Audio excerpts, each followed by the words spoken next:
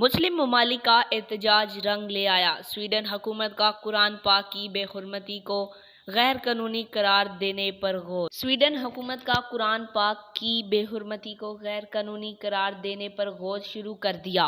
Sweden के वजीर इंसाफ का कहना है कि हालिया वाक़यात से स्वीडन की दाखिली सलामती के खतरात में इजाफा हुआ है। तफसीलात के मुताबिक उम्मत मुसलमा का एहतजाज असर दिखाने लगा। स्वीडन की हुकूमत कुरान पाक की बेहुरमती को गैर कानूनी करार देने पर गौर करने लगी। स्वीडन के वजीर इंसाफ गोर्डना स्ट्रोमर ने कहा है कि हुकूमत कुरान पाक की बेहुरमती के वाक़े के बाद पैदा होने वाली सूरत हाल का जायजा ले रही है और कुरान पाक समेत दीगर मुक़द्दस कुतुब की बेहुरमती को गैर कानूनी करार देने पर गौर किया जा रहा है।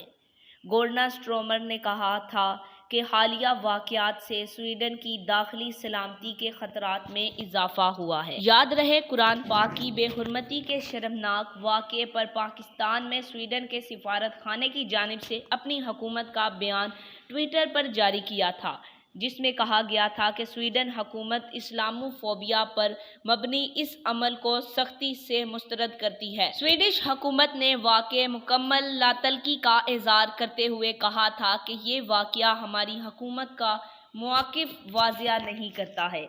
आज तक के लिए इतना ही। जाते जाते आपसे गुजारिश है, वीडियो को लाइक करें, चैनल को सब्सक्राइब करें, दिए गए बेल आइकन को दबाएं और कमेंट में अपनी राय का इज़हार